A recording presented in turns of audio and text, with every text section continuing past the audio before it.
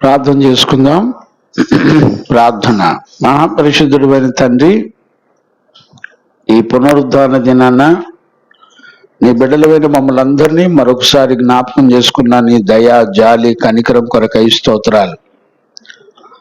ఈ దినాన 1 యోహాను పత్రిక 3వ అధ్యాయము 19వ వచనం నుండి 24 వచనాల వరకు ఉన్నటువంటి విషయాలను ప్రభువా నీ ఆత్మ చేత నీ బిడ్డలమైన మమ్మల్ని అందరినీ దర్శించి నీ వాక్కును ఆత్మను పంపి మాతో మీరు తేటగా మాట్లాడుతున్న నీ ప్రేమను బట్టి కృతజ్ఞతాస్తుతులు చెల్లిస్తున్నాను నాయనా. నీ నామ ఘనత కొరకై సమస్త కార్యాలు మీరు జరిగిస్తూ మమ్మల్ని అందరినీ పరిశుద్ధులుగాను పవిత్రులుగాను నీ రాకడలో నిన్ను ఎదుర్కోవడానికి కావలసిన కృప చేత మమ్మల్ని అందరినీ నడిపిస్తున్నందుకు కృతజ్ఞతాస్తుతులు చెల్లిస్తున్నాను నాయనా. ఈ కూటము ద్వారా సమస్త మహిమ, ఘనత, ప్రభావములన్నీ మీరే పొందినందుకు కృతజ్ఞతాస్తుతులు చెల్లిస్తూ నాయనా, మమ్మల్ని మేము అన్ని విషయాల్లో తగ్గించుకొని నీ వాక్కును ఆత్మ చేత మేము పవిత్రపరచబడి పరిశుద్ధపరచబడినట్లుగా మీరు కృపనిచ్చి మమ్మల్ని అందరినీ మీరు నడిపిస్తున్నందుకు కృతజ్ఞతాస్తుతులు చెల్లిస్తూ యేసు నామంలో అడిగి పొంది ఉన్నాము తండ్రి, ఆమేన్. ప్రార్థన ఆలకించి అడిగినవన్నీ పొందుకునే భాగ్యం ఇచ్చి నడిపించిన యేసయ్యకు స్తోత్రము చేయదము. స్తోత్రం స్తోత్రం స్తోత్రం స్తోత్రం స్తోత్రం. తండ్రి, కుమార, పరిశుద్ధాత్మ దేవునికి స్తోత్రము చేయదము. స్తోత్రం స్తోత్రం స్తోత్రం స్తోత్రం స్తోత్రం స్తోత్రం. ఆమేన్. దేవునికి మహిమ కలుగును గాక. మంచిది. మనందరం కూడా పరిశుద్ధ లేఖనాలను మనందరం కూడా ధ్యానం చేసుకుంటున్నాము, ప్రభు దగ్గర నేర్చుకుంటున్నాము. ఈరోజు 1 యోహాను పత్రిక 3వ అధ్యాయము 19వ వచనం నుండి 24 వచనాలు మనందరం కూడా ధ్యానం చేసుకుంటున్నాము. ఇందులో మనం గత లాస్ట్ 2 సెక్షన్లు కూడా మనం ధ్యానం చేస్తూ వచ్చాం. ఈ 19 నుంచి 24 వచనాల్లో మొత్తం 7 సంగతులు ఉన్నాయి. 7 సంపూర్ణమైన సంగతులు ఉన్నాయి. ఈ 7 సంగతులు కూడా దేని కొరకు అని అంటే, ప్రభు రాకడలో ప్రభుని ఎదుర్కోవడానికి దేవుడు మనకు అనుగ్రహించిన రక్షణ స్థిర నిశ్చయత కలిగి ఉన్నామో లేదో పరీక్షించుకోవడానికి 7 లక్షణాలు ఇందులో ఉన్నాయి. ఈ 7 లక్షణాలు ఎందుకొరకంటే, ప్రభు రాకడలో మనం ఆయన్ని ఎదుర్కోవాలి. ఆయన రాకడలో ఆయన ఎదుర్కోవడానికి మనకి దేవుడు రక్షణ స్థిర నిశ్చయత కలిగి ఉన్నామా లేదా అనేది మనలను మనమే పరీక్షించుకుంటూ నేర్చుకుంటూ వస్తున్నాం. ఇందులో ఈ 19 నుంచి 24 వరకు ఆల్రెడీ 2 సెక్షన్లు మనం నేర్చుకున్నాం గత కాలంలో. ఈరోజు ఇందులోనే 3వ సెక్షన్. నాకు తెలిసి నెక్స్ట్ సండే కూడా ఇదే అంశాలు మనం నేర్చుకోవాల్సి వస్తుంది. ఈరోజు మరి ప్రభు చిత్తమైతే 2 విషయాలు నేర్చుకోవడానికి ప్రయత్నం చేద్దాం. గత లాస్ట్ సెక్షన్లో మనము దేవుని మాట వినే జీవితాన్ని కలిగి ఉండాలి అని మనం నేర్చుకుంటూ వచ్చాం. 7 అంశాల్లో మనకు దేవుడిచ్చిన రక్షణ నిశ్చయత కలిగిన వారిగా ప్రభు రాకడలో ప్రభుని ఎదుర్కోవడానికి మనకు మొదటి లక్షణం ఏముండాలి అని అంటే, మనము దేవుని మాట వినేవారిగా, అంటే దేవుని మాట అని అంటే ఆజ్ఞ. మరలా చెప్తున్నాను, గుర్తుపెట్టుకోండి. దేవుని మాట అని అంటే ఆజ్ఞ. మీరు చూడండి, నేను రెఫరెన్స్ చెప్పినప్పుడు బైబిల్ చూడండి, మిగతా టైంలో దైవజనుడి ముఖంలో చూడండి. మీ విశ్వాసంలో ఉన్న లోపాలు సరిచేయబడతాయి. దేవుని సన్నిధిలో వాక్యం ద్వారా చెప్పబడిన ప్రతి మాట మన జీవితాన్ని రక్షించి కాపాడుతుంది. వాక్యం వినేటప్పుడు మనకి విరోధంగా ఉన్న శత్రువులందరూ కూడా గడగడ గడగడ వణకాలి. ఎందుకంటే వాక్యము మన విరోధులందరినీ జయించే శక్తిని పుట్టిస్తుంది. ఎలాగా? అందులో మొట్టమొదటిది వినుట వలన విశ్వాసం కలుగుతుంది. ఇప్పుడు నువ్వు వింటున్నప్పుడు విశ్వాసం కలుగుతుంది కదా. ఈ విశ్వాసం ఏం చేస్తుందంటే నీ విరోధులందరితో యుద్ధం చేస్తుంది. Praise the Lord. నీకు ఏ ఏ విషయాల్లో ఇబ్బందిగా, ఆత్మీయ జీవితంలో సరైన ఎదుగుదల లేకుండా బాధపడుతున్నామో ఆయా విషయాల్లో నీకు జయ జీవితం ఇవ్వడానికి దేవుడు వినుట అనేటువంటి చక్కటి ప్రతిష్ట కలిగిన జీవితం. మీరందరూ ఒక నిజాన్ని గుర్తుపెట్టుకోండి. మీ రక్త మాంసాల్లో మీరు దేవుని బిడ్డలు అనటానికి ఒక ప్రతిష్ట ఉండాలి. ఏంటి? వాక్యాన్ని వినేటువంటి ప్రతిష్ట. అంటే వాక్యాన్ని వినాలంటే దేవుని అధికారానికి అప్పగించుకోవాలి. ఆయన చెప్పినట్టు చెయ్యాలి. ఆయన అధికారం కిందకి రావాలి. ఊరికే ఆదివారం రాగానే నటించుకుంటూ వచ్చి కూర్చుంటే ఉపయోగం ఏమి లేదు. నీ మనస్సాక్షిలో ఒక విషయాన్ని పరీక్షించుకోవాలి. దేవుని అధికారానికి నేను ఒప్పుకొని నడిపించబడుతున్నానా లేదా అనేది ఖచ్చితంగా మనలను మనమే ఆలోచించుకొని నిర్ణయం తీసుకోవాలి. ప్రభు విషయాల్లో ఆలోచన చేత నడిపించబడాలి, నిర్ణయాల చేత నడిపించబడాలి, ప్రతిష్ట చేత నడిపించబడాలి, వైరాగ్యంతో నడిపించబడాలి. ఇప్పుడు ఈ గుణ లక్షణాలు మన దగ్గర లేకుండా సరదాగా వచ్చి విని వెళ్ళిపోతే, కానుకలు ఇచ్చి పరిచర్యలు చేసి అన్నీ చేస్తే నువ్వేం దేవుని రాజ్యానికి వెళ్ళవు. ఊరికే దేవుని సన్నిధికి వచ్చి ఒక నటన నేర్చుకొని నువ్వు నరకానికి వెళ్తావు చచ్చిన తర్వాత. ఇంతకు మించి ఏం ఉండదు స్టోరీ.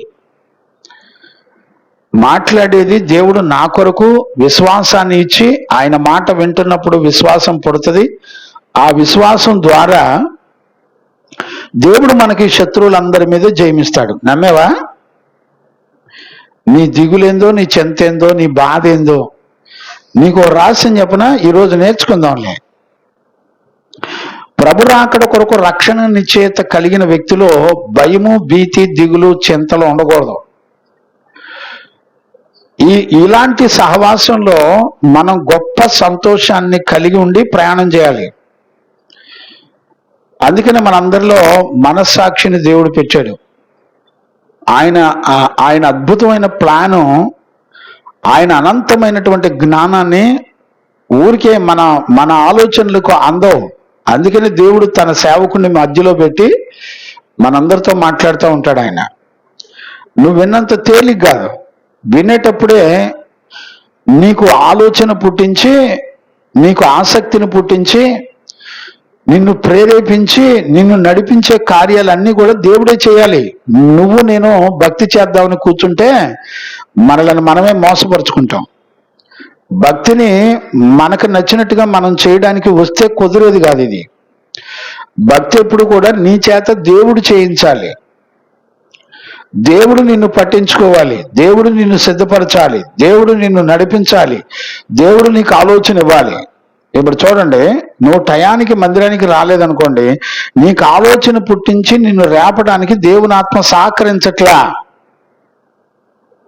దేవుని ఆత్మ నీ మనసుకి సహాయం చేయట్లా. నీ మనసుకు సహాయం చేయకపోయినా నువ్వు టైం పాస్ చేస్తూ కూర్చుంటున్నావు అంటే అర్థం ఏంటో తెలిసిన? నువ్వు శత్రువు చేతి కింద ఉన్నావని అర్థం.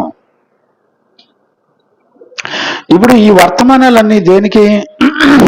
ఈ వర్తమానాలన్నీ దేనికి? రాకడలో ప్రభువుని ఎదుర్కోవడానికి. ఒకవేళ రాకడ కొరకు నువ్వు సిద్ధపరచబడకపోతే రాకడలో నెక్స్ట్ స్టెప్ ఏముండదు. నువ్వు విడిచిపెట్టబడతావు. నెక్స్ట్ స్టెప్ తీర్పు ఉంటుంది, అంతే. ఇది మనందరం అనుకున్నంత ఈజీగా బ్రతికే జీవితాలు కాదు. ప్రతి విషయంలో, భక్తి విషయంలో, పరిశుద్ధుల విషయంలో, సహవాస విషయంలో దేవుని అనుమతి ద్వారా నువ్వు నడిపించబడుతూ ఉండాలి. ఇప్పుడు నీ హృదయంలో ఒక ఆసక్తిని పుట్టించాలి. దేవుడు పుట్టించట్లేదు అనుకోండి, మీరు ఈరోజు పశ్చాత్తాపడాలి. వెళ్ళి ప్రార్థన చేసుకోవాలి. వెళ్ళి, ప్రభువా నేను కరెక్ట్ టైంకి వెళ్ళట్లేదు, 7:30 కంటే 8 అట్లా వస్తున్నాను. మనస్సాక్షిని దిద్దుకోగలగాలి. దేవుడు తన వాక్కు ద్వారా మాట్లాడేది ఊరకనే కాదు. దేవుడు ఆయన మనతో మాట్లాడేటప్పుడు మనల్ని రక్షిస్తున్నాడని గుర్తుపెట్టుకోవాలి. మనలను శత్రు చేతుల నుంచి విడిపిస్తున్నాడని గుర్తుపెట్టుకోవాలి. భవిష్యత్తులో మనందరికీ విరోధంగా లేచిన ప్రతి ఆలోచన నుండి దేవుడు నిన్ను కాపాడుతున్నాడని గుర్తుపెట్టుకోవాలి. ఈ రోజున ఒక చిన్న అపవిత్రత మనిషిని ప్రాణం తీసేస్తుంది. అతనికున్న మనస్సాక్షిలో ఉన్న దోషారోపణ అతన్ని మరణానికి నడిపిస్తుంది. గుర్తుపెట్టే వాళ్ళు ఉన్నారా? ఎంతమంది మరణాల పాలైపోతున్నారు? నేను ఈ జీవితం చేయలేను, నేను చనిపోవటమే మంచిది అని చాలా మంది తన్ను తానే హీనపరుచుకుంటున్నారు. ఈరోజు ఒక గొప్ప ధైర్యం చెప్పిన, ప్రభు రాకడ కొరకు నిన్ను సిద్ధపరచడంలో, నిన్ను కాపాడుకోవడంలో దేవుడు తన బాధ్యతను ఎలా వ్యక్తపరుస్తున్నాడో దేవుడు తన వాక్యంలోంచి మనతో మాట్లాడుతూ ఉంటాడు. ఆయన ఈ రోజున ప్రభు మాట్లాడే వాక్కు నీ హృదయానికి అర్థం కావాలి అనేటువంటి సంగతి నీ మనసుకు దేవుడు పుట్టించాలి. ఇప్పుడు ఇక్కడ కూర్చున్న తర్వాత నీ మనసు ఏమని అడగాలంటే, ప్రభా ఈరోజు నీ వాక్యం అర్థం కాకపోతే నా మీద నేరారోపణ చేస్తున్నటువంటి ప్రతి చీకటి, నా మీద తప్పును నిందను మోపుతున్న ప్రతి చీకటి, ప్రతి పాపం నన్ను మరణానికి అప్పగిస్తుంది అనే భయం ఉండాలి. ఉందండి? దేవుని సన్నిధి అంటే నీకు సరదాగా ఉంది, చాలా సరదాగా నీకు నచ్చినట్టు టైం పాస్కి వచ్చి నీ నిర్ణయాలు నువ్వు తీసుకొని నడిపించబడితే ఖచ్చితంగా నువ్వు మోసగించబడతావు. నేను దైవజనుడిగా, తండ్రిగా మిమ్మల్ని బతిలాడుతున్నా, సంఘం ఎప్పుడు కూడా నాకంటే ముందలొచ్చి కూర్చొని 10 నిమిషాలు ముందలొచ్చి కూర్చొని దిద్దుబాటు చేసుకోవాలా. అది క్రమం. నేను వచ్చిన అరగంట కూడా రాకపోతే మీకున్న ధీమ మిమ్మల్ని నేనేం అనలేకపోతున్నా. మీరు విన్న తర్వాత దానికి తగిన ప్రవర్తన కొరకు మీరు ప్రార్థన చేసుకోకపోయినా, దిద్దుబాటు చేసుకోకపోయినా, సరి చేసుకోకపోయినా మీ నిర్లక్ష్యానికి ఖచ్చితమైన జీతం వస్తుంది. ఏ మనుషుడు కూడా తప్పించుకోవడానికి వీలుండదు. మనం అనుకున్నంత ఈజీ కాదు భక్తిని చేయటం. మన ఆలోచనల ప్రకారం భక్తిని అన్నడూ కూడా చేయలేం. దేవుడు నీకు సహాయం చేయాలి. ఆయన కోరుకున్న పని ఆయన చేపించాలి. నువ్వు నేను చేస్తే రాంగ్ అవుద్ది. మనందరికీ స్వనీతి ఉంటుంది. మనల్ని ప్రేమించుకుంటాం. మన ఆలోచనలకు తగినట్టుగా మనల్ని మనం నిర్ణయం చేసుకుంటాం. మన స్వనీతిని బట్టి భక్తిని ఎంతకాలం చేస్తారు చెప్పండి? అలా చెయ్యొద్దు. దేవుని అధికారం కిందకి అప్పగించుకోవాలి. వినటం అనే మాటకు అర్థం ఏంటంటే దేవుని అధికారానికి సంపూర్ణంగా అప్పగించుకొని బ్రతకాలి. ఒకవేళ అలాంటి నిర్ణయం చేయకపోతే నీకు వినుట వల్ల వచ్చేటువంటి విశ్వాసం ద్వారా జయించలేవు. దేవుడు నీకు జయ జీవితం ఇచ్చాడు, కానీ జయించడానికి నీకు బలం సరిపోదు. అందుకనే ప్రతిదినము ఆదిమ అపోస్తులు సహవాసంలో ఏం నేర్చుకున్నారు తెలిసిన? ఎవ్రీ డే, ప్రతిరోజు పరిశుద్ధులతో సహవాసం చేస్తూ వాక్యం వినేవాళ్ళు. నేను మీకు ఒక విషయం చెప్పనా?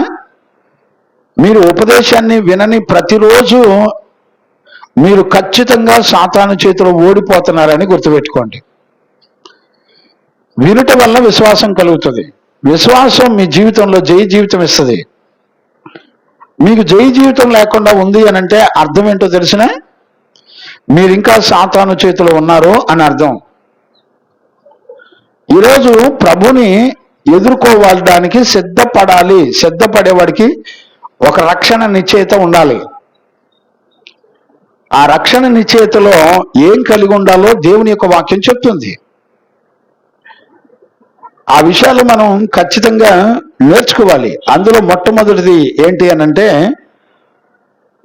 దేవుని యొక్క ఆజ్ఞను, ఆయన మాటను వినాలి అనే విషయాన్ని మనం గత లాస్ట్ 2 సెక్షన్లో తెలుసుకున్నాం. మనం చూడండి, మూల వాక్యంలో ఈ 1 యోహాను పత్రిక 1:3 వచనం కూడా చదవన్నాను. మళ్ళీ ఒకసారి నేను కొంచెం రిమైండ్ చేస్తాను. 1వ అధ్యాయము 3వ వచనం చదువునానా? మాతో కూడా మీకును సహవాసము కలుగునట్లు మేము చూచిన మాతో కూడా మీకును సహవాసము కలుగునట్లు మేము చూచిన దానిని వినిన దానిని మీకు తెలియచేయుచున్నాము. ఇప్పుడు చూడండి, మన సహవాసం అయితే తండ్రితో కూడాను ఆయన కుమారుడైన యేసుక్రీస్తుతో కూడాను ఉన్నది.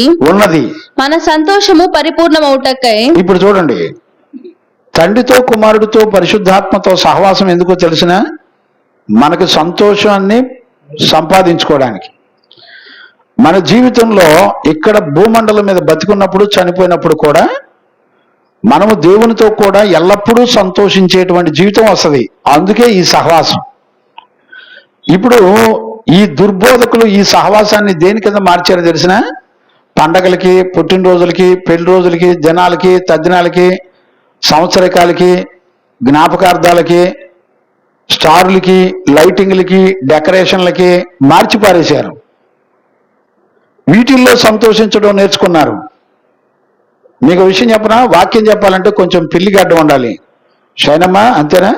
ఈ రోజుల్లో పాస్టర్లకి కొంచెం పిల్లిగడ్డం, కొంచెం సూటు బూటు, కొంచెం తక్కువ టయ్యి, కొంచెం డెకరేషన్ లైటింగ్లు, అంతేనమ్మా? చాలా పెద్ద మందిరం, అప్పు చేసి కడతాడు మందిరం, చాలా పెద్ద మందిరం. ఇవన్నీ చూస్తే ప్రజలు ఏమనుకుంటున్నారు తెలిసిన, వీడే అసలైన సేవకుడు అనుకుంటున్నారు. ఒక కారు, 4-5 అసిస్టెంట్లు, బాడీ గార్డులు, బౌన్సర్లు ఉంటే వీడు నిజమైన సేవకుడు అనుకుంటున్నారు. వీళ్ళంతా దొంగల ముఠ అన్న సంగతి తెలీదు. గ్రహించేవాడెవడు లేడు.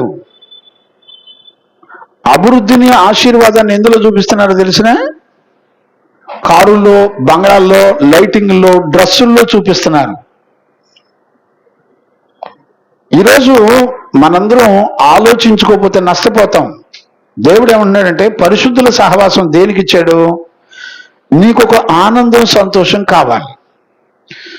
మనిషికి దేవుడు ఒక్కడే ఆనందాన్ని, సంతోషాన్ని ఇవ్వగలడు. ఇక ప్రపంచంలో నువ్వు ఎవరి దగ్గర సంపాదించుకున్న సంతోషమైనా కాసేపే ఉంటది. నువ్వు లవ్ చేసి పెళ్లి చేసుకో, నీ లవర్తో కాసేపే సంతోషపడతావు. నీ తల్లిదండ్రులతో కొద్ది సంవత్సరాలే సంతోషంగా ఉంటావు. తర్వాత అసలు ఈ తల్లిదండ్రులు నాకెందుకు రా అనే మనసు వస్తుంది. ఈ తల్లిదండ్రులు త్వరగా చచ్చిపోతే నేను ఎంజాయ్ చేయొచ్చు అని కోరుకునే పిల్లలు కూడా లేకపోలేదు. అంటే దేవుడు నీలో సంతోషాన్ని పుట్టించకపోతే, దేవుడు నీకు సంతోషాన్ని, సమాధానాన్ని ఇవ్వకపోతే, నీ జీవితంలో నీకు నువ్వే ఒక రోజున ఉరేసుకొని చచ్చిపోతావు. నీకు నువ్వే మరణాన్ని ఎత్తుకుంటూ తిరుగుతావు. అర్థమవుతుందండి? ఒక మనిషికి దేవుడిచ్చే సంతోషం కోసం ఆయన సహవాసం చేయమని చెప్పాడు. దేవునితో సహవాసం చేస్తే నీకేమవుద్దంటే, తెలివి, జ్ఞానం, వివేకం పుట్టుద్ది, విశ్వాసం పుట్టుద్ది, శత్రువు మీద జయ జీవితం చేసే జ్ఞానం వస్తుంది.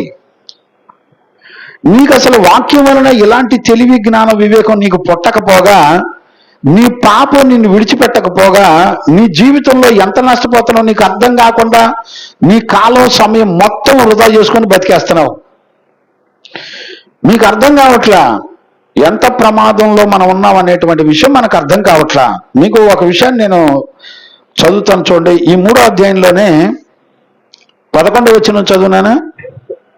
3వ అధ్యాయం 11వ వచనం. మనము ఒకరినొకరము ప్రేమింపవలెనన్నది మొదటి నుండి మీరు వినిన వర్తమానమే కదా. మనము కయ్యూను వంటి వారమై ఉండరాదు. మనం కయ్యూను వంటి వారమై ఉండకూడదు. వాడు దుష్టుని సంబంధి తన సహోదరుని చంపెను. వాడతనిని ఎందుకు చంపాడు? తన క్రియలు చెడ్డవియు తన సహోదరుని క్రియలు నీతి గలవియునై ఉండెను గనుకనే కదా. చూడండి, ఒక మనిషిలో నీతి ద్వారా వచ్చేటువంటి తన సహోదరుని ప్రేమించటం అనేటువంటి విషయాలు అది ఆజ్ఞగా ఇవ్వబడింది. మీకు విషయం చెప్పనా, నీ పొరుగువాడిని ప్రేమించకుండా వ్యసన పడ్డం అనేది నువ్వు కయ్యూనుతో సమానం. భయం లేదంతే. దేవుడు ఏమన్నాడంటే, నీ సహోదరుని ప్రేమించాలి. ఎలా ప్రేమించాలి?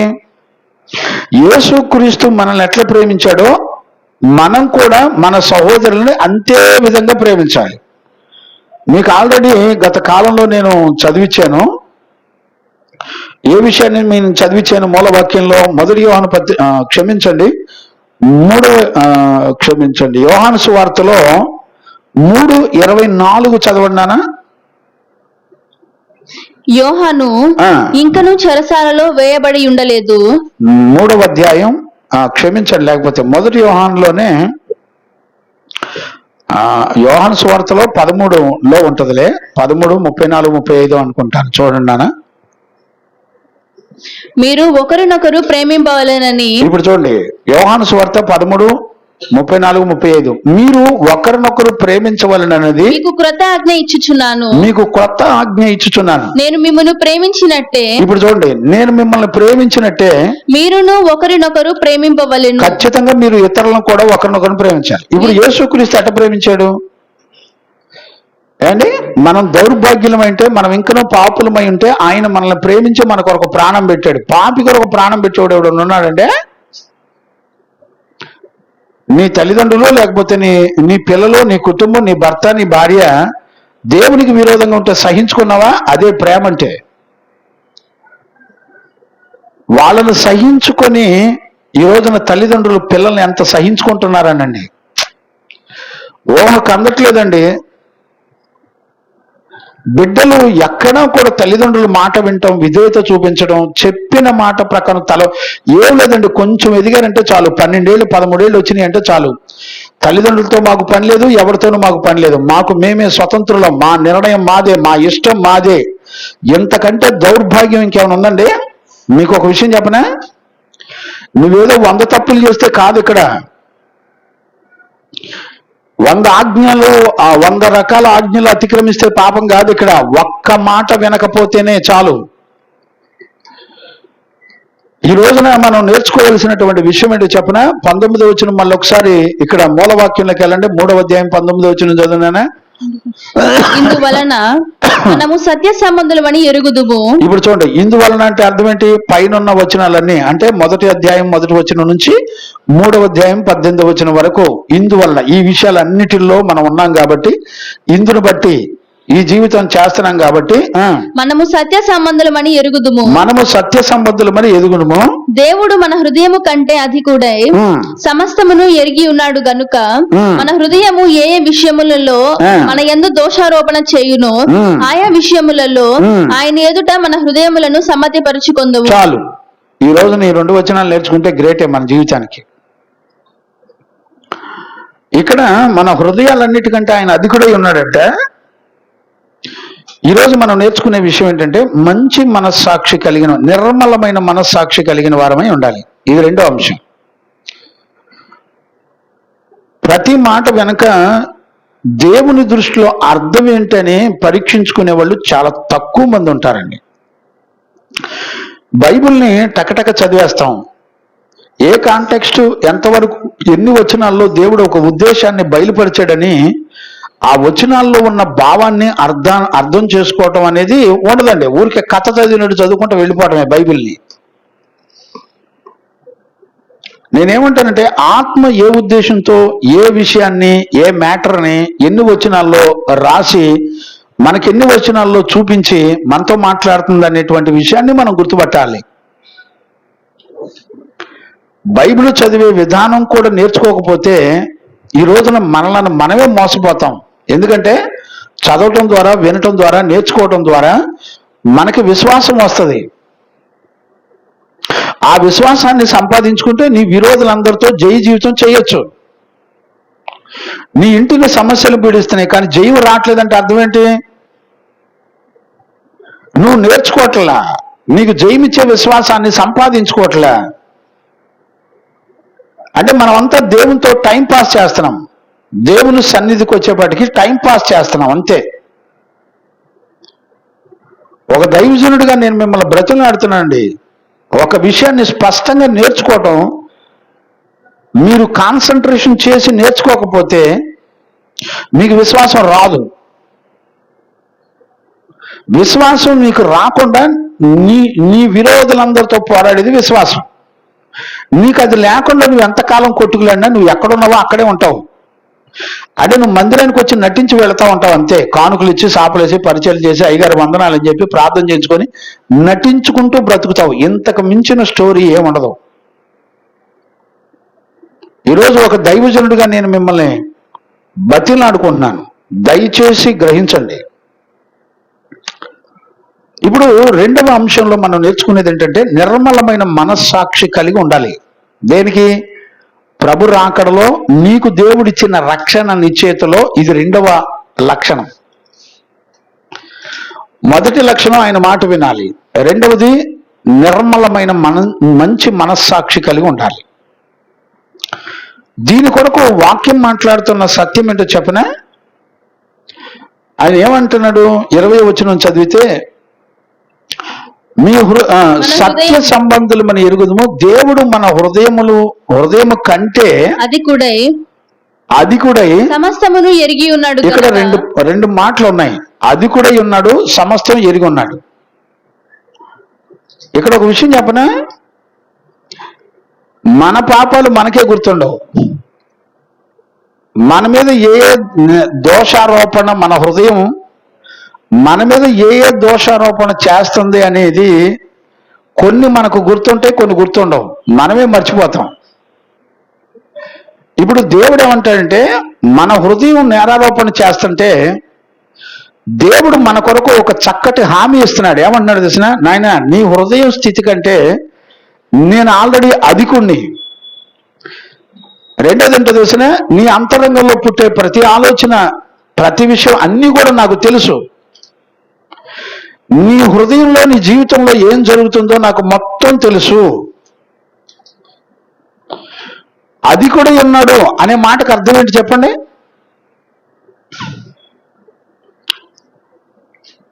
మనం బైబిల్ చదువుతాం, ఆలోచించంగా నేర్చుకోం. ఊరికే కథలు చదివినట్టు చదువుకుంటూ పోవటమే. రోజు కాసేపు చదువుకోవడం, ప్రార్థన చేసుకోవడం, స్తోత్రం అయ్యా, కాపాడవయ్యా, వందనాలయ్యా అనుకోవడం, పోవటమే.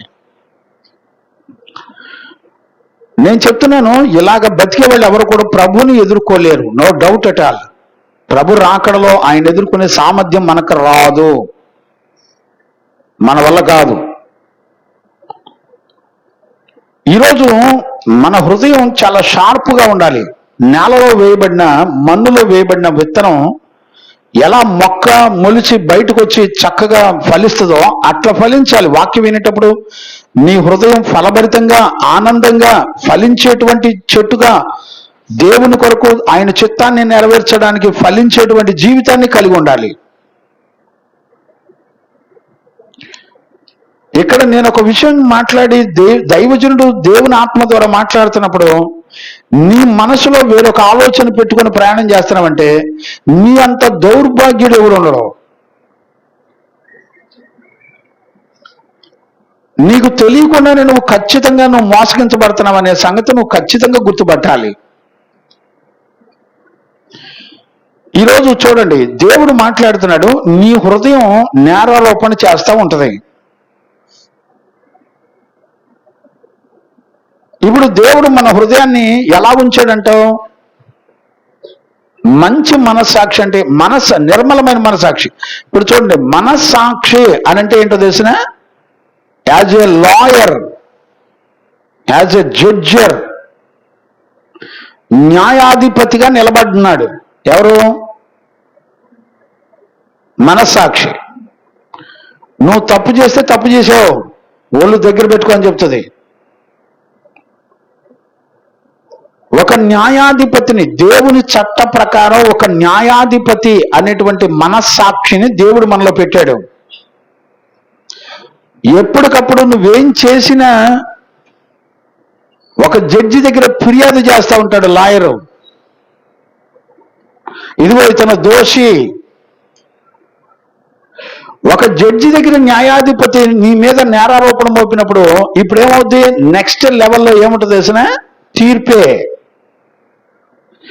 ఇప్పుడు ఈ మాట నీ హృదయములన్నిటికంటే దేవుడు అధికుడు అనే మాట ఎంత గొప్ప ఆదరణ కలగజేస్తుంది. అన్నీ తెలుసున్నాడు. ఒకవేళ నువ్వు మర్చిపోవచ్చు, నీ విషయాలన్నీ కూడా దేవుడు తెలుసుకొని ఉన్నాడు. ఇప్పుడు ఆయన ఏమంటాడంటే, నీ మనస్సాక్షి నీ మీద నేరారోపణ మోపి జడ్జి దగ్గర, న్యాయాధిపతి దగ్గర నిన్ను నిలబెడుతున్నప్పుడు తీర్పులోకి నిన్ను తీసుకెళ్లి నిలబెడుతున్నప్పుడు నీ హృదయముల కంటే అధికుడైన దేవుడు, నీ హృదయాన్ని సృష్టించిన దేవుడు, క్రియేట్ చేసిన దేవుడు ఆయన ఏమన్నాడు తెలిసిన? చూడండి 139లోనే ఎక్కడ ఉంటాయి అనుకుంటాను నాన్న, మీరు ఆ మాట చూడండి. 139లో నీ అంతరంగంలో ఆలోచన పుట్టక మునిపే నేను ఎరిగి ఉన్నానంటాడు. ఆ మాట చదవండి కొంచెం ఒకసారి. 4వ వచనమా? నాలో అంతరంద్రియములను కలగజేసి 4 నుంచా 5 నుంచా చదువు, 6 నుంచా? నీవు నన్ను పరిశోధించి తెలుసుకొని ఉన్నావు. ఎన్నో వచనం అది? 1వ వచనం. చదువు. యెహోవా నీవు నన్ను పరిశోధించి తెలుసుకొని ఉన్నావు. యెహోవా నీవు నన్ను పరిశోధించి తెలుసుకొని ఉన్నావు. నేను కూర్చుండుట లేచుట నీకు తెలియను. నేను కూర్చుండుట నేను లేచుట నీకు తెలియను. నాకు తలంపు పుట్టక మునిపే. ఇప్పుడు చూడండి దేవుడు ఏమన్నాడు చూడండి, నీకు తలంపు పుట్టక మునిపే నీవు నా మనసు గ్రహించుచున్నావు. ఇప్పుడు మనసన్నా హృదయం అన్నా రెండు ఒకటేనండి. ఏదేదో ఊహించుకోవాల్సిన అవసరం లేదు. మీరు జాగ్రత్తగా అర్థం చేసుకోండి. అసలు మన హృదయంలో ఆలోచన పుట్టక మునిపే దేవుడు గమనిస్తున్నాడంట. అందుకని 1 యోహాను పత్రికలో ఏమంటాడు? ఆయన నీ హృదయం కంటే అధికుడు. అంతేకాదు ఆయన అన్నీ ఎరిగి ఉన్నాడు. అంటే మన మీద మనస్సాక్షి అనే లాయర్ మన మీద రుజువు చేస్తూ, మన మీద నిందలు మోపుతూ, నిందలు కాదులేండి, మనం చేసిన ప్రతిదానికి, తప్పులు ప్రతిదానికి రుజువు పరుస్తూ ఉన్నప్పుడు దేవుడు ఏమంటాడంటే, నీ హృదయాన్ని నిర్మించిన దేవుడు, నీ హృదయాన్ని సృష్టించిన దేవుడు అధికుడు. అంటే అర్థమేంటి చూసిన? దాన్ని కంట్రోల్లో పెట్టగలిగిన వాడు. చప్పట్లు కొట్టండి గట్టిగా, దేవునికి మహిమ కలుగునగాక. నీ హృదయం యొక్క తలంపులు నీ మీద నేరారోపణ మోపుతుంటే దాన్ని పవిత్రపరిచి పరిశుద్ధపరిచి ఆ నింద వల్ల వచ్చే శాపమంతా దేవుడు భరించి నీకు విడుదలిచ్చి నిన్ను స్వస్థపరిచేటువంటి దేవుడు ఆయన.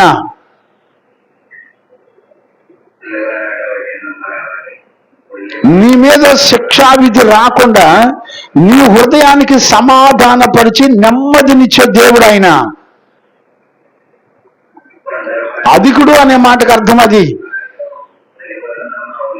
ఆయన అధికుడై ఉన్నాడు. ఏ కలవరం నిన్ను భయపెడుతున్నా, ఏ పాపం నిన్ను శిక్షకు అప్పగించాలని చూస్తున్నా, ఏ విరోధపు బ్రతుకు నీ మీద నేరారోపణ మోపుతూ నిన్ను శిక్షకు అప్పగించాలని చూస్తున్నా, నీకు ఒక ఆదరణ కలిగించే మాట ఏంటో తెలిసినా? ఆయన నీ హృదయములన్నిటికంటే అధికుడై ఉండి నీ మనస్సాక్షి ఒక్క విషయంలో కూడా నేరారోపణ మోపకుండా నీకు తోడై ఉండి నిన్ను కాపాడి నీ హృదయానికి సమాధానం ఇచ్చేవాడు దేవుడు. అర్థమైందండి? ఈరోజు ఈ వాక్యము ద్వారా దేవుడు మనతో మాట్లాడకపోతే మన హృదయానికి సమాధాన పరిచేది దేవుడు తప్ప. చూడండి, సైకియాట్రిస్ట్ దగ్గరికి వెళ్తూ ఉంటారు, మానసిక వైద్యుల దగ్గరికి. మీరు మానసిక వైద్యుల దగ్గరికి వెళ్ళినప్పుడు మానసిక వైద్యుడు ఏదైనా నీ హృదయ తలంపులను కంట్రోల్లో పెట్టగలరా? ఈ భూ ప్రపంచంలో ఎవరి దగ్గరికన్నా వెళ్ళు, నీ హృదయాన్ని నీ మనసుని కంట్రోల్లో పెట్టి నడిపించగలిగిన వాడు ఎవడో లేడు. మరి ఎవరున్నారు? దేవుడు ఒక్కడే. ఎందుకని? నీ మనసుని అంతరంద్రియములను సృష్టించిన వాడు ఆయనే నీకు సమాధానం ఇవ్వగలడు. నీ మనస్సాక్షి మీద నేరారోపణ మోపుతున్నప్పుడు నీ మీద దేవుని సన్నిధి, ఆయన దయా జాలి కనికరం నీ మీదకి వచ్చి నీకు అడ్డంగా నిలబడి నీ మనస్సాక్షి నీ మీద నేరారోపణ మోపకుండా దాన్ని సమాధానపరచగలిగిన శక్తి కేవలం దేవునికి మాత్రమే ఉంది. నువ్వు ఎంతమంది వైద్యుల దగ్గరికి వెళ్ళినా ఎవ్వరూ కూడా నీ మనస్సును సరిచేయలేరు, నీ మనస్సును బాగు చేయలేరు. డాక్టర్లు కూడా ఏమంటారు తెలిసిన? అమ్మా దైవాధ్యనమేనమ్మా, దేవుడు చూసుకోవాల్సిందే అని అంటారు. ఈ రోజున ఒక పాపి బ్రతుకు దేవుడు ఎందుకు మార్చట్లేదు? నీ పాపను నువ్వెందుకు విడుదల పొందట్లా? కారణం ఏంటో తెలిసిన? నీ జీవితంలో దేవుడు నీకు సహాయం చేయట్లా. నీ మనస్సాక్షిని ఆయన పరిశుద్ధ రక్తంలో కడగటల్లా. మీరు 100 ఆజ్ఞలు మీరాల్సిన అవసరంలా. ఇప్పుడు చూడండి, నీ సహోదరుని ప్రేమించకపోతే ఏమయ్యాడు? కయ్యూను వంటి వారై ఉంటారు మీరు, జాగ్రత్తగా అన్నాడు. ఈ ఒక్క మాట చాలు మనల్ని దేవుని సన్నిధి నుంచి వేరు చేసి మనల్ని నరకానికి తీసుకెళ్ళడానికి. ఈ ఒక్క మాట చాలు. మరలా చెప్తున్నాను, జ్ఞానంగా అర్థం చేసుకోండి. మనం అనుకుంటున్నాం 100 తప్పులు చేస్తే దేవుడు క్షమిస్తాడు అనుకుంటా వెళ్ళిపోతున్నాం. కాదు, నువ్వు నీ మనస్సాక్షి విషయంలో ఒక్క ఆజ్ఞను అతిక్రమించావంటే మొట్టమొదట నువ్వు దూరం అయ్యేది ఎక్కడి నుంచి దూరం అయిపోతున్నావు తెలిసినా? ఎవరికి దూరం అయిపోతున్నావు తెలిసినా? నీకు నిత్య జీవాన్ని ఇచ్చే దేవుని దగ్గర నుంచి నువ్వు దూరం అయిపోతున్నావు. ఆదాము అవ్వలు ఒక్క ఆజ్ఞనే మీరారు, 100 రకాల ఆజ్ఞలే మీరలా. ఒకే ఆజ్ఞ, నువ్వు పండు తినొద్దంటే తిన్నాడంతే. దేవుడు అంటున్నాడు, నీకు 2 ఆజ్ఞలు ఇస్తున్నాను. నిన్ను వలె నీ పొరుగువాడిని ప్రేమించు, నీ దేవుడైన యెహోవాని పూర్ణ హృదయంతో నువ్వు అంగీకరించు, ఆయన స్తుతించి ఆరాధించు. ఈ 2 ఆజ్ఞలు కొత్త నిబంధనలు దేవుడు మనకిచ్చాడు. ఇందులో ఒక్క ఆజ్ఞలో మీరిన నువ్వెక్కడుంటావు తెలిసిన? దేవుని జీవంలోంచి వేరైపోయి నువ్వెక్కడుంటావంటే పాతాళానికి అప్పగించబడతావు. భయం ఉందండి? వినటానికి నీకు బద్ధకం. దేవుడు నీకు ఇచ్చిన రక్షణ నిశ్చయత లేకపోతే ప్రభు రాకడలో ఎత్తబడతావా? ఏ భయం లేదండి, బరి తెగించున్నారంతే. ఎవడ కాడే. నేను 2 పాటలు పడితే పరలోకి వెళ్ళిపోయినంత ఫీలింగ్ ఇస్తాడు ఒక్కొక్కడు. నాలాగా అద్భుతంగా ప్రసంగాలు చేస్తే ఇంకేముందో, నా అంత భక్తి పరుడు లేదు, నా అంత పెద్ద సేవకుడు లేడు, ఇంకేముందో నేను పరలోకి వెళ్ళిపోతానని కటింగ్ ఇచ్చేవాళ్ళు బొచ్చిన మంది ఉన్నారు.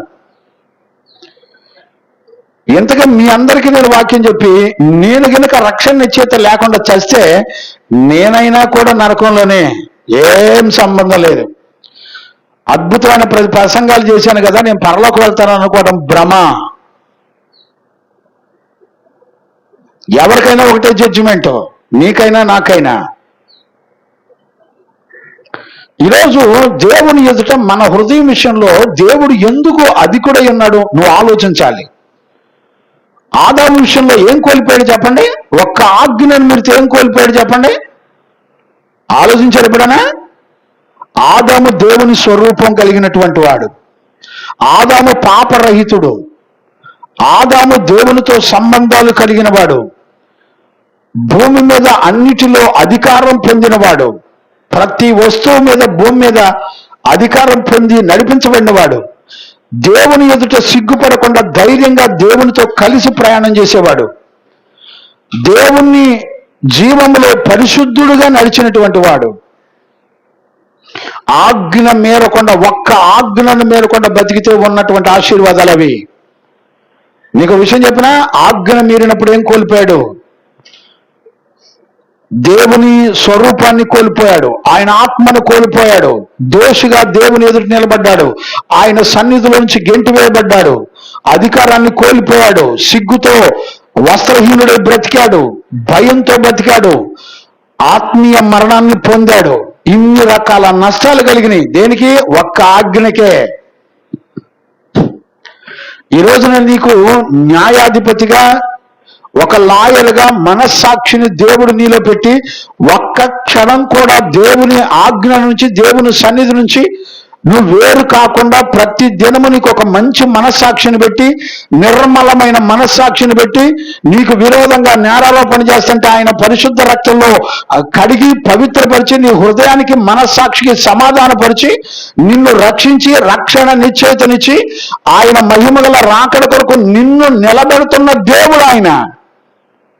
ఈరోజు నువ్వు ఆయనతో సహవాసం ఎలా చేస్తున్నావు? భయం ఉందా నీకు? ఆయన సన్నిధి నీకెంత నిర్లక్ష్యం? చదువు కంటే దేవుని సన్నిధి విలువైంది కాదండి. మీ బ్రతుకులు చూస్తుంటే అసహ్యం వేస్తుంది, మిమ్మల్ని, మీ పిల్లల్ని, మీ బ్రతుకులు చూస్తుంటే వాంతి వస్తుంది నాకు. ఎగ్జామ్స్ ఉంటే రారు, నీకు నిత్య జీవాన్ని ఇచ్చే వాటిని విడిచిపెట్టి మీకు ఏమి లేదండి. మీ మనస్సాక్షి కోల్పోయి బతుకుతున్నారు ధైర్యంగా 3 పూట్ల అన్నం తింటూ. సిగ్గుపడుతున్నాను నేను.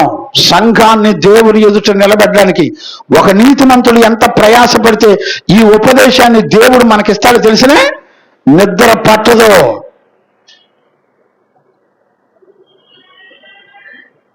శత్రువు బిడ్డలను శోధిస్తున్నప్పుడు బిడ్డలు వాక్యానుసారంగా రోషం కలిగి దేవుని చిత్తం కొరకు ఎదురు చూస్తూ ఆయన చిత్తం చేయడానికి సమస్తాన్ని నష్టపరుచుకొని వైరాగ్యంతో దేవుణ్ణి మాత్రమే ప్రేమించి ఆయన సంతోషపెట్టే జీవితం కలిగి ఉండడానికి, ఆయన కన్నుల ఎదుట భయపడే జీవితాన్ని కలిగి ఉండాలని, సంఘము ఎలాంటి జీవితం చేయాలని దైవజనుడు హృదయంలో ప్రసవేదన పడతా ఉంటాడు.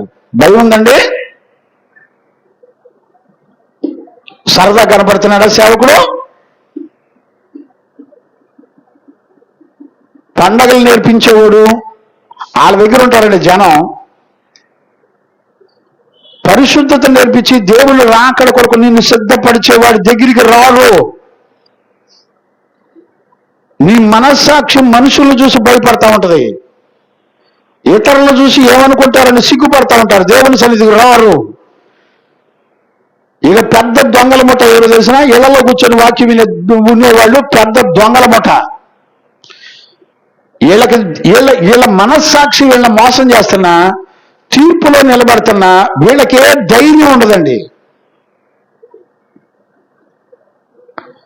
గమనించారా? అందుకని పేతురు ఏమంటాడో ఒక మాట నేను జ్ఞాపకం చేస్తాను. పేతురు ఏమంటాడో చూడండి.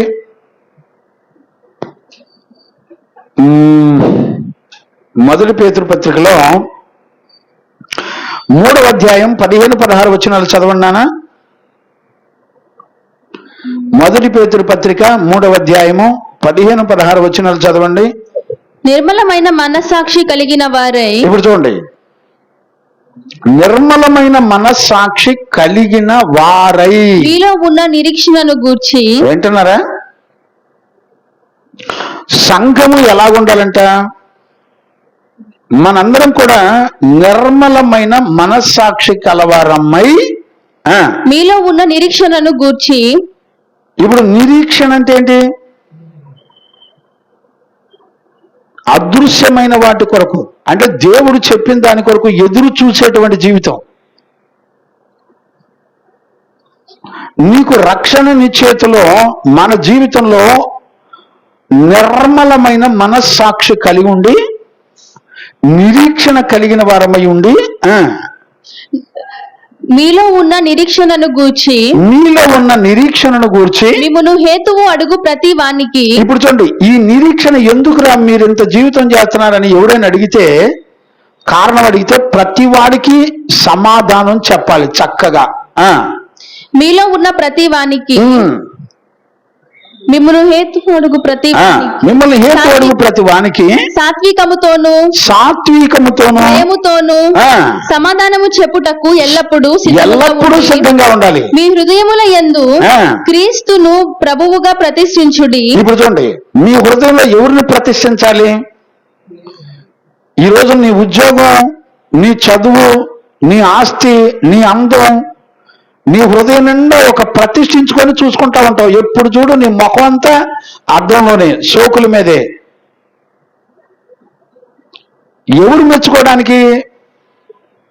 నీ హృదయంలో ఏ గడిలో ఏ క్షణంలో నిన్ను చూసినా దేవుడు అనంటే క్రీస్తు ప్రభు అంటే అర్థం ఏంటి? వాక్యమై ఉన్న దేవుడు. వాక్యములో ఉన్న జీవితాన్ని కలిగి ఉండి దాని విషయంలో ఒక ప్రతిష్ట కలిగి ఉండాలంట. ఉందండి?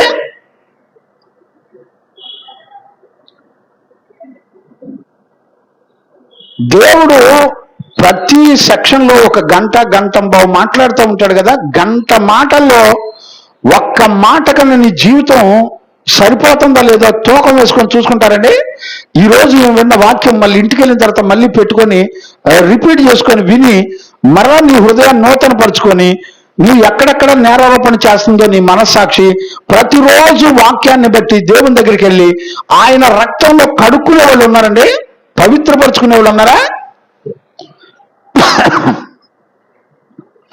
ఈ రోజు నీ మనస్సాక్షి దేవుని మందిరానికి వెళ్ళకపోయినా, వాక్యం వినకపోయినా, నువ్వు ప్రతిరోజు దేవుని దగ్గరికి వెళ్ళి నీ మనస్సాక్షి దిద్దుకోకపోయినా నీ మనస్సాక్షి ఏ మాత్రం కడుక్కోపోయినా, పవిత్రపరచుకోకపోయినా, నువ్వు శుభ్రంగా 3 పూట్ల అన్నం తింటావు. నీ ఆస్తులను చూసుకోవటం, నీ అందాన్ని చూసుకోవటం, నీ డబ్బులను చూసుకోవటం, నీ బ్యాంక్ బ్యాలెన్స్ చూసుకోవటం, నీ జీవితం ఇట్లా తెల్లారటమే. ఎన్ని సంవత్సరాలు నేర్చుకుంటావు భక్తి? రక్షణ స్థిర నిశ్చయిత లేకుండా ప్రభు రాకడికి నువ్వు ఎలా సిద్ధపరచావు? నీ మనస్సాక్షిని రోజు యేసు దగ్గరికి తీసుకెళ్ళి యేసయ్య రక్తంలో కడుక్కుంటున్నావు, వెళ్ళి ఆయనతో సమాధాన పడుతున్నావా? నీ హృదయంలో కంటే ఆయన అధికుడు కాదా? అధికుడు అన్న సంగతి నీకు అర్థం కావట్లేదా? దేవుని పేరే చెప్పి అక్రమాలు చేస్తున్నాం, అపవిత్రమైన వాటితో పొత్తు పెట్టుకుంటున్నాం. దేవుని వాక్యంలో చెప్పని అనుభవాలు నీ నోటి వెంట వస్తున్నాయి. బూతులు తిరుగుతూ వేరే వాళ్ళ అభిప్రాయాలు నేను చెప్తున్నాను. నీ నోట బూతులుంటే నువ్వు నరకంలో ఉంటావని ఎఫెసీ పత్రికలో రాసింది. నీ నోట బూతులైనను అని రాసింది. భయం ఉందా నీకు? వాక్యం అనే అర్థంలో నీ మనస్సాక్షిని చూసుకుంటున్నావా? ఆ పదాలను ఉచ్చరించినవాడు నరకానికి పాత్రుడని స్పష్టంగా వాక్యం చెప్తున్నా కూడా నీకు మనస్సాక్షి లేదు. నీ ఇంట్లో విభేదాలు, గొడవలు జరుగుతున్నప్పుడు ఇది దుష్టుల వల్ల కలుగుతుందనే మనస్సాక్షి నీకు లేదు. బరి తెగించున్నావు, నీ మనస్సాక్షిని చంపేశావు. ఇక నీ లాయర్తో పని లేదు.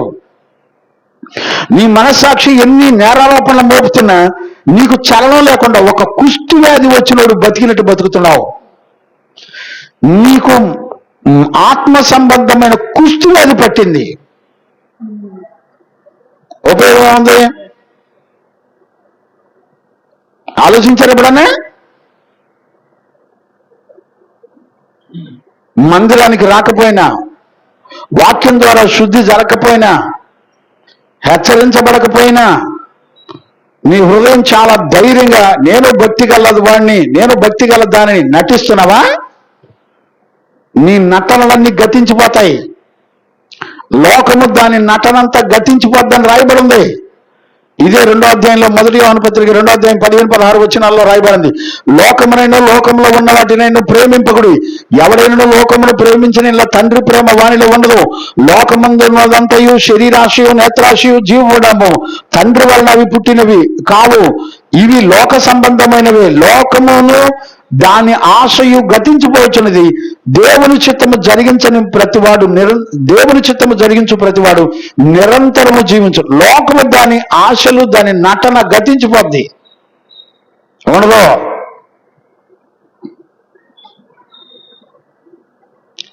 ఈరోజు ఆలోచించే వాళ్ళు ఉన్నారండి. దినాలు గడిచే కొద్దిగా దేవుని రాకడ కొరకు నిందారహితంగా, దోషారోపణ లేకుండా ప్రతి దినము మనస్సాక్షిని శుద్ధి చేసుకుంటూ వాక్యము చేత, ప్రార్థనలోను, ఉపదేశం వినటం ద్వారా శుద్ధి చేసుకునే వాళ్ళు లేరండి. పరిశుద్ధపరుచుకునే వాళ్ళు లేరు. టైంపాస్.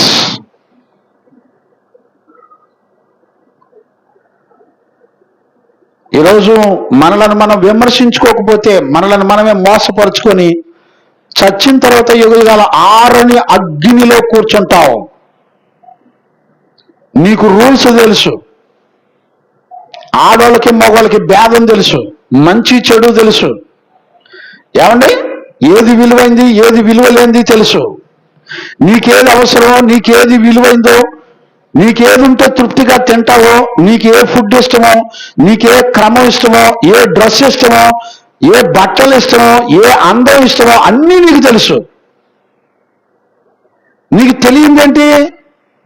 నీ మనస్సాక్షి వాక్య విరుద్ధంగా నీ మీద నేరారోపణ మోపుతున్నా దేవుని దగ్గరికి వెళ్ళి వాక్యం విని శుద్ధి చేసుకునే మనస్సాక్షి మాత్రం లేదు. నీ మనస్సాక్షికి కలిగిన కల్మషము కడుక్కోవడం లేదు. 2వ కొరింథీ పుస్తకం 7వ అధ్యాయం 1, 2, 3 వచనాలు చదువునానా? 2వ కొరింథీ పుస్తకం 7వ అధ్యాయము 1, 2, 3 వచనాలు చదవండి. ప్రియులారా మనకు ఈ వాగ్దానములు ఉన్నవి గనుక దేవుని భయముతో పరిశుద్ధతను సంపూర్తి చేసుకుని. ఇప్పుడు చూడండి, దేవుని భయముతో పరిశుద్ధతను సంపూర్తి చేసుకోవలెను.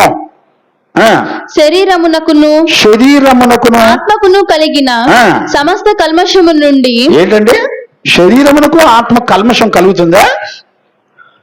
ప్రతి కల్మషాన్ని దేవునికి భయపడి కడుక్కోవాలి. ఎందుకో తెలిసిన, నేరారోపణను మోపుతున్న నీ మనస్సాక్షికి సమాధానపరిచి తీర్పులో నిన్ను నిలబెట్టకుండా కాపాడేది దేవుడే. ఆయనే హృదయముల కంటే అధికుడైనటువంటి దేవుడు. నీ హృదయముల కంటే నీ తలంపులన్నీ కూడా ఎరిగిన దేవుడు, అధికుడైన దేవుడు. నీ తలంపులు పుట్టక మునిపే ఆయన ఎరిగి ఉన్నాడు. ఆలోచించావా? భయపడేవాళ్ళు ఎవరు లేరండి.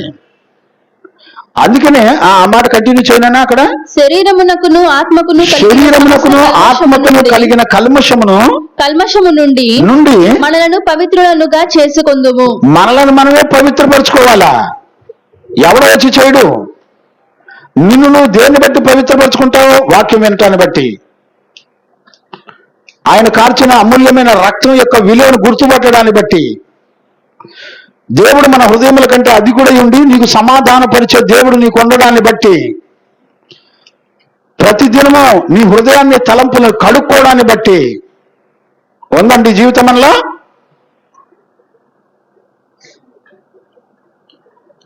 మిమ్మల్ని మీరే పరీక్షించుకోండి, చదవండి. నేను మరొక మాట నేను జ్ఞాపకం చేస్తాను. హెబ్రీ పత్రిక 9వ అధ్యాయం 14వ వచనం చదవండానా? హెబ్రీ పత్రిక 9వ అధ్యాయము 14వ వచనం చదవండి. నిత్యుడగు ఆత్మ ద్వారా. ఇప్పుడు చూడండి, నిత్యుడగు ఆత్మ ద్వారా తన్ను తాను దేవునికి నిర్దోషినిగా అర్పించుకొనిన, తన్ను తాను దేవునికి నిర్దోషిగా అప్పగించుకున్న క్రీస్తు యొక్క రక్తము, యేసుక్రీస్తు యొక్క రక్తము నిర్జీవ క్రియలను విడిచి. ఇప్పుడు చూడండి, మన మనస్సాక్షిని కడిగేది ఎవరు తెలిసిన? తన్ను తాను దేవునికి అప్పగించుకున్నవాడు. తన ఆత్మను దేవునికి అప్పగించుకొని దేవుని అధికారం కింద నడిపించబడేవాడు ఎవరు? ప్రభువైన యేసుక్రీస్తు. ఆయనే సంపూర్ణమైన మానవుడు, ఆయనే సంపూర్ణమైన దేవుడు. నిత్యుడకు తండ్రికి ఒక మాదిరిని చూపిస్తున్నాడు. ఒక తండ్రి ఉంటే తన కుమారుడు ఎలాగ అప్పగించుకొని బతకాలో మాదిరి చూపిస్తున్నాడు. ఒక కల్మషాన్ని కడగబడాలంటే, నీ పొరుగువాడి కల్మషం కడగబడాలంటే నిన్ను నువ్వు నీ ఆత్మను దేవునికి నిర్దోషిగా అప్పగించుకోవాలి. పవిత్రుడిగా పరిశుద్ధుడిగా అప్పగించుకుంటే నీ పొరుగువాడి దోషములను కడిగే సామర్థ్యం దేవునికి ఇస్తాడు. సంఘములో బిడ్డలు ఎందుకు కడగబడతలేదు? చదువునానా? నిర్జీవ క్రియలను విడిచి. ఇప్పుడు చూడండి, నిత్యుడగు ఆత్మ ద్వారా యేసుక్రీస్తు తన్ను తాను దేవునికి నిర్దోషినిగా అప్పగించుకొని క్రీస్తు యొక్క రక్తము, యేసుక్రీస్తు యొక్క రక్తము నిర్జీవ క్రియలను విడిచిపెట్టి జీవము గల దేవుని సేవించుటకు మనస్సాక్షిని ఎంతో ఎక్కువగా శుద్ధి చేయును. మీ మనస్సాక్షిని ఎంతో ఎక్కువగా శుద్ధి చేయును. నిన్ను శుద్ధి చేసేదేంటి? యేసుక్రీస్తు యొక్క రక్తము. అంటే అర్థం ఏంటి? రక్తం అంటే బ్లడ్ అని కాదు. ఆయన రక్తం అంటే మనిషికి జీవాన్ని ఇచ్చేదేంటి? మనిషిని బతకనిచ్చేదేంటి? బ్లడ్ పోతే మనిషి చచ్చిపోతాడు వితిన్ సెకండ్ లో. అంటే నీ ప్రాణానికి ఆధారమైనది ఏంటిది? అర్థమవుతుందండి? దేవునికి మహిమ కలుగునగాక. Praise the Lord. నిత్యుడగు ఆత్మ ద్వారా తను తాను దేవునికి నిర్దోషిగా అప్పగించుకొని క్రీస్తు యొక్క రక్తము, నిర్దోషిగా పాపం లేనివాడిగా అప్పగించుకున్నటువంటి రక్తం అంటే ఆయన గుణ లక్షణాలు, ఆయన పాపము లేని గుణ లక్షణాలు నిన్ను కడుగుతుంది. ఆ పాపము లేని పరిశుద్ధ గుణ లక్షణాలు ఎందులో ఉన్నాయి? వాక్యంలో ఉన్నాయి. వాక్యము 7 సార్లు అగ్నిలో పుట్టం వేయబడితే వచ్చినటువంటి వాక్యం. ఏ మచ్చ దాగు లేకుండా శుభ్రంగా కడగబడి పవిత్రపరచబడింది వాక్యం. అర్థమైందండి? ఈ వాక్యం చేత అనుదినము మనము దేవుని దగ్గరికి వెళ్ళి కడుక్కోవాలి, ఆయన రక్తంలోకి వెళ్ళి కడుక్కోవాలి. విజ్ఞాపన చేద్దామంటే రావు, ప్రార్థన చేద్దామంటే రావు, సహవాసం చేద్దాం రమ్మంటే రావు. నువ్వు దేనికి వెళ్తావు? డబ్బులు సంపాదించుకోవడానికి వెళ్తావు. దేవుని సహవాసంలో ద్వారా నీకు అనుగ్రహించబడే సంతోషం, సమాధానం నీకు లేకపోయినా పర్వాలేదు, కానీ లోకంలో ఉన్న ఆశలన్నీ కావాలి నీకు. భయం ఉందా నీకు? చెబుతున్నా నాకైనా సరే. చదవండి, మరొక మాట నేను జ్ఞాపకం చేస్తాను. ఇదే 10వ అధ్యాయంలో, హెబ్రీ పత్రిక 10వ అధ్యాయం 22 నుంచి చదవచ్చు, కానీ 19 నుంచి చదవండి. కొంచెం సహోదరులారా, ఒక లైన్ అంతా క్లియర్ గా కనపడుతుంది మీకు. 19 నుంచి 22 వరకు చదువునానా? సహోదరులారా, మన కొరకు ప్రతిష్ఠించిన మార్గం. ఇప్పుడు చూడండి, యేసు క్రీస్తు మన కొరకు ప్రతిష్ఠించారంట ఒక మార్గం. అదేంటిది? నూతనమైనది. అనగా నూతనమైనది, జీవము గలది ఆయన శరీరము అను తెర ద్వారా ఏర్పరచబడినది మార్గమున ఆయన రక్తము వలన పరిశుద్ధ స్థలమునందు ప్రవేశించుటకు మనకు ధైర్యము కలిగి ఉన్నది గనుకను దేవునికి మహిమ కలుగును గనక. మనకు ధైర్యం కలుగుతుందంట. అంటే నువ్వు కడగబడినప్పుడు నీ మనస్సాక్షి ప్రతిరోజు యేసు రక్తం అనే గుణముల్లో నువ్వు కడగబడి సరి చేసుకుంటున్నప్పుడు అద్భుతమైన ఆశీర్వాదం ఏంటో తెలిసిన? ప్రతి దినము నువ్వు సంతోషంగా ఉండటమే కాకుండా ధైర్యంగా ఉంటావు కడగబడితే. ఇప్పుడు నీ అంతరంగం కడగబడలేదు అనుకోండి, నువ్వు ఎక్కడ ఉంటావు? భయంతో గడుపుతావు, దిగులుతో గడుపుతావు, చింతలతో గడుపుతావు, నేను చస్తే బాగుండని కోరుకుంటా ఉంటావు. ఇదంతా చీకటి కలిగించే తలంపులు. ఎందుకని? నీ మనస్సాక్షి నీ మీద నేరారోపణ మోపుతుంది. నీ పాపం నువ్వు చావాలని కోరుకుంటుంది. నువ్వు మరణానికి అప్పగించబడితే బాగుండని కోరుకుంటుంది. పాపం నేరారోపణ నీ పాపం శిక్షకు తీసుకెళ్ళిపోతుంది. నీ ఆత్మ నిత్య నరకానికి తీసుకెళ్ళిపోతుంది. బిడ్డలారా, ఈరోజు మన మనస్సాక్షి విషయంలో నిర్మలమైన మనస్సాక్షి కలిగి ఉండి మనం ధైర్యం కలిగిన వారిగా ఉండాలి. ఇది 3వ ఆశీర్వాదం. ధైర్యం కలిగి ఉండడం అనేది 3వ ఆశీర్వాదం. నిర్మలమైన మనస్సాక్షి కలిగి ఉంటే దాని వెంట నీకు వచ్చేదంటే తెలిసిన, నువ్వు ప్రతి దినము నీ పాపలు నీ మీద నేరారోపణ చేస్తున్న నీ హృదయం కడగబడుతూ ఉండాలి. నీ మనసు యేసు రక్తం అనే గుణాలలో, లక్షణాలలో కడగబడుతూ ఉండాలి. అప్పుడేమవుతుంది? నీకు ధైర్యం కలుగుతుంది. అందుకని చూడండి, 1వ యోహాను పత్రిక 2వ అధ్యాయంలో 28వ వచనం చదువునానా? 1వ యోహాను పత్రిక చిన్నపిల్లలారా 2వ అధ్యాయం 28. కాబట్టి నా చిన్నపిల్లలారా, ఆయన ప్రత్యక్షమగునప్పుడు ఆయన రాకడ యందు ఆయన ఎదుట సిగ్గుపడక ధైర్యము కలిగి ఉండునట్లు ఆయన యందు నిలిచియుండుడి. ఇప్పుడు మీరందరూ ఆయన యందు నిలిచి ఉండండి. చూడండి ఆశీర్వాదాలు ఎలాగున్నాయి చూడండి. ఆయన రాకడలో ధైర్యముగా ఆయన ఎదుర్కోవడానికి కృప దొరుకుతుంది. అంతేకాదు, అప్పటి వరకు ఆయన రాకడ వరకు ఆయనతో నిలిచి ఉంటామట. ఇప్పుడు నిన్ను చూస్తే దేవునితో పాటు నువ్వు నిలిచి ఉన్నట్టు, నువ్వు రాకడలో ధైర్యం గలవాడిగా ఎదుర్కోవడానికి సిద్ధపడుతున్నట్టు నీ కొరకు దైవజనుడు సాక్ష్యం చెప్తాడండి. నీ కొరకు, నీ భర్త కొరకు, నీ పిల్లల కొరకు దైవజనుడు సాక్ష్యం చెప్పగలడా? అసలు దైవజనుడు నీ గురించి ఏం ఆలోచిస్తున్నాడో నీ మనసుకు అర్థమైద్దా? దైవజనుడు నిన్ను దేని కొరకు సిద్ధపరుస్తున్నాడో, నిన్ను, నీ బిడ్డల్ని, నీ మనస్సాక్షిలో విలువ ఉందా?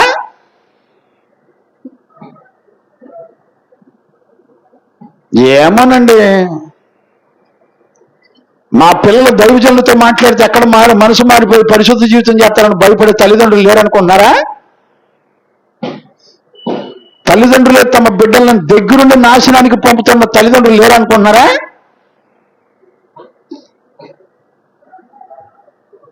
ఆలోచించే వాళ్ళు ఎవరు లేరు. పరిశుద్ధ లేఖనం ఏమని చెప్తుంది, ఎంత స్పష్టంగా చెప్తుంది. మనం హెబ్రీ పత్రికలో కంటిన్యూ చేయనా, 10వ అధ్యాయం 19 నుంచి చదువుతున్నాం కదా, కంటిన్యూ చేయి. దేవుని ఇంటి పైన మనకు గొప్ప యాజకుడు ఉన్నాడు గనుకను. ఇప్పుడు 21వ వచనం చదువుతున్నారు. దేవుని ఇంటి పైన మనకు గొప్ప యాజకుడు ఉన్నాడు. చూసారా, మనందరం ఎవరు? దేవుని ఇల్లు. మనం తిమోతి పత్రిక 5వ అధ్యాయంలో మనం 1-2 వచనాల్లో ధ్యానం చేసుకున్నాం. మీరందరూ ఖచ్చితంగా ఆ వాక్యాన్ని మరలా వినండి. మనందరం ఎవరమో, సంఘంలో మనందరం దేవుని ఇంటి వారమై ఉన్నామని స్పష్టంగా రాయబడింది. ఇప్పుడు చూడండి, దేవుని ఇంటిపై మనకు గొప్ప యాజకుడు ఉన్నాడు గనుక మనస్సాక్షికి. ఇప్పుడు చూడండి, ఆయన ఏమన్నాడు, మన హృదయముల కంటే అధికుడై ఉన్నాడు.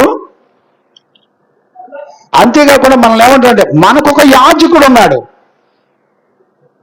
ఇప్పుడు మీరు 1 యోహాను పత్రిక 2వ అధ్యాయం 1వ వచనం నుంచి చదవండి. 1 యోహాను పత్రిక. నా చిన్న పిల్లలారా, మీరు 2వ అధ్యాయం 1వ వచనం, నా చిన్న పిల్లలారా, మీరు పాపము చేయకుండాటకై, మీరు పాపము చేయకుండా ఉండడానికి ఈ సంగతులను మీకు వ్రాయుచున్నాను. ఈ సంగతులన్నీ కూడా నేను మీకు రాస్తున్నాను. ఎవడైనా పాపం చేసిన ఎడల నీతిమంతుడైన యేసుక్రీస్తు అను ఉత్తరవాది. ఇప్పుడు చూడండి, నీతిమంతుడైన యేసుక్రీస్తు అనేటువంటి ఉత్తరవాది తండ్రి యొద్ద మనకున్నాడు. ఆయనే మన పాపములకు శాంతికరమై ఉన్నాడు. గమనించారండి, ఆయనే మన పాపములకు శాంతికరమై ఉన్నాడు. మన పాపములకు మాత్రమే కాకుండా సర్వలోకములకు కూడా ఆయన శాంతికరమై ఉన్నాడు. నువ్వు ఎక్కడికి వెళ్తావు? నీ మీద నేరారోపణ చేస్తున్న నీ హృదయానికి సమాధానపరిచి శిక్షావిధికి వెళ్లకుండా ఆయన రక్తం అనేటువంటి లక్షణాలు నీకిచ్చి నిన్ను కడిగి నిన్ను పవిత్రపరిచి నిన్ను నీతిమంతుడిగా చేసి ఆయన రాజ్యంలో నీకు నెమ్మది, సమాధానము, శాంతి, నువ్వు బతికొండగా ఇక్కడ చనిపోయిన తర్వాత పరలోక రాజ్యంలో యుగ యుగాలు నీకు నెమ్మది, సమాధానం, శాంతిని అనుగ్రహించి నడిపించాడు. నీకే కాదు, ప్రపంచంలో ఉన్న ప్రతి ఒక్కరికి శాంతిని, సమాధానం ఇచ్చేది, పాపం నుండి విడుదల ఇచ్చేది దేవుడు ఒక్కడే. మనుషులకు దేవునికి మధ్యవర్తి అయిన యేసుక్రీస్తు అనే నరుడు ఒక్కడే. ఇక ప్రపంచంలో ఏ గాబ్రియల్ లేదు, ఏ దేవదూతలు లేవు, ఎవడు లేడు. మధ్యవర్తి ఒక్కడే, యేసుక్రీస్తు అన్నాడు. వాక్యం కాకుండా ఏది ఎక్స్ట్రా ఆలోచించినా కూడా దేవుడు ఊరుకోడు. Be careful.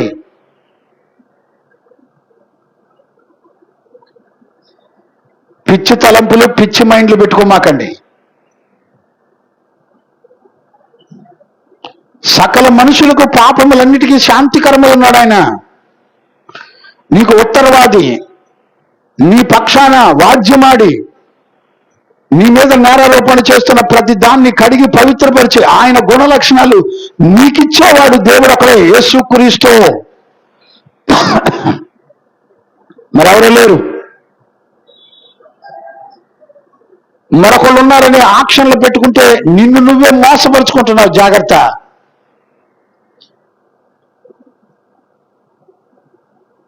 మధ్యవర్తులు ఇంకెవరు ఉండరు.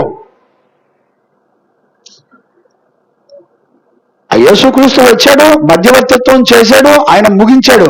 ఇక తర్వాత ఆయన పని చేసి ముగించిన తర్వాత మళ్ళీ ఇంకోటి వచ్చి మధ్యవర్తిత్వం చేసేవాడు ఎవరు లేడు ఇక్కడ. వాక్యాన్ని పక్కన పెట్టి పిచ్చి పిచ్చి ఆలోచనలు ఆలోచించొద్దు. దేవుని వాక్యంలో చెప్పబడింది తప్ప వేరొక మాట పరలోకం నుండి దేవదూతలు వచ్చి చెప్పినా కూడా నమ్మొద్దని రాశాడు. మీరు గలతీ పత్రిక 1వ అధ్యాయం 6, 7, 8, 9 వచనాలు చదువుకోండి. అపోస్తుల ద్వారా ప్రకటించబడిన వాక్యం తప్ప వేరొక వాక్యం, ఆ మాట చదువున్నానా? 7వ వచనం నుంచి చదువు. గలతీ పత్రిక 1వ అధ్యాయం 7వ వచనం. అది మరి యొక్క సువార్త కాదు, గాని క్రీస్తు సువార్తను చెరపగోరి, క్రీస్తు యొక్క సువార్తను చెరపగోరి మిమ్మల్ని కలవరపరచు వారు కొందరు, మిమ్మల్ని కలవరపరిచే వాళ్ళు కొంతమంది ఉన్నారు. మేము మీకు ప్రకటించిన సువార్త కాకుండా మరి యొక్క సువార్తను మేమైనను పరలోకము నుండి వేరొక దేవదూత అయినను రాసుందా లేదా? మళ్ళీ మధ్యలో మిఖాయేలు దూత ఉంది. పరలోకం నుండి వేరొక దూత వచ్చి ఏదైనా మాట్లాడితే వాడేమవుతాడంట? మీకు ప్రకటించిన ఎడల, మీకు వేరొకటి ప్రకటించిన ఎడల అతడు శాపగ్రస్తుడవును గాక. శాపగ్రస్తులు అపోస్తుల ద్వారా, మన ప్రధాన యాజకుడైన యేసుక్రీస్తు అపోస్తుల ద్వారా ప్రకటించిన సువార్త తప్ప వేరొక సువార్త పరలోకం నుండి దేవదూత వచ్చి చెప్పినా కూడా మీరు నమ్మద్దు. వాడు శాపగ్రస్తుడు అని రాయబడింది. పరలోకానికి కూడా వార్నింగ్ ఇవ్వబడింది. ఎంతకాలం మోసం చేసుకుంటావు?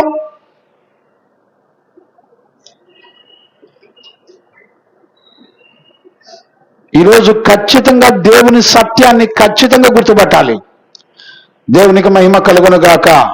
Praise the Lord. నాకు సమయం అయిపోతుంది, చాలా విషయాలు ఉన్నాయి. చూడండి, ఇక్కడ హెబ్రీ పత్రిక మనం ఇంకా అక్కడ చదవలేదుగా, చదువున్నాను, కంటిన్యూ చేయి. 21 చదివావు కదా. హెబ్రీ పత్రిక 10వ అధ్యాయం.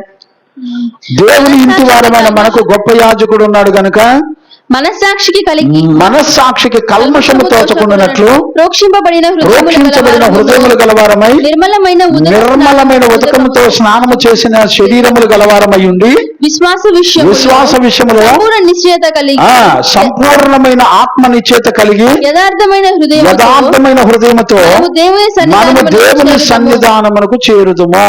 ఇది నువ్వు ప్రతిదినం కడుక్కుంటే మనందరం పోయి పరలోకంలో ఆయనతో కూడా యుగయుగాలు ఉంటాం. నువ్వు కడగబడకుండా, పరిశుద్ధ జీవితం చేయకుండా, నీ ఇష్టం వచ్చినట్టు ప్రవర్తించి, వాక్యంలో దేవుడు చెప్పిన సంగతులు నీ హృదయంలో పెట్టుకొని నీకు నచ్చిన ప్రకారంగా ప్రవర్తించి నరకానికి వెళ్ళొద్దు. దేవుడు ఏమనలే, దయ కలిగినోడు, ప్రేమ కలిగినోడు, ఆయన ఎన్ని పాపాలు చేసినా ఏమనడో కాదో. నేడను దినమనగా నువ్వు రక్షించబడి నీ మనసు మార్చుకొని రక్తంలో కడగబడి ఆయన గుణ లక్షణాలు కలిగి ఉండి బ్రతకపోతే ఏ క్షణంలో నువ్వు చనిపోతావో ఆ క్షణంలో నువ్వు బ్రతుకొండగా చేసిన పాపాలని నిన్ను మరణానికి ఎత్తుకెళ్ళిపోతాయి. నీ ఆత్మను నిత్య నరకాగ్ని గుండానికి తీసుకెళ్ళిపోతాయి. ఈరోజు ఈ పునరుద్ధాన దినాన్ని ఖచ్చితంగా గుర్తుపెట్టుకోకపోతే మనల్ని మనమే నాశనం చేసుకుంటాం. గుర్తుపెట్టుకోండి. కనుక ఈ పునరుద్ధాన దినాన 7 లక్షణాల్లో 3 లక్షణాలు చెప్పుకున్నాం. ఒకటి, దేవుని ఆజ్ఞను అనుసరించి నడవడం. రెండవది, నిర్మలమైన మనస్సాక్షి కలిగి ఉండడం. మూడవది, దాని ద్వారా వచ్చేటువంటి ధైర్యము కలిగి ఉండాలి. చాలా విషయాలు ఉన్నాయి, నేర్చుకోవాలి, సమయం లేదు. కనుక ఈరోజు ఖచ్చితంగా గుర్తుపట్టి ఆయన మహిమగల రాకడ కొరకు మరల మనం సిద్ధపరచుకోవడానికి అనుదినము మనస్సాక్షి కంటే అధికుడైన దేవునితో సమాధాన పడదుము గాక. అలాంటి కృప ద్వారా మనందరం దీవించబడి నడిపించబడదుము గాక. ఆమేన్. ప్రార్థన చేసుకుందాం. మోకరించండి.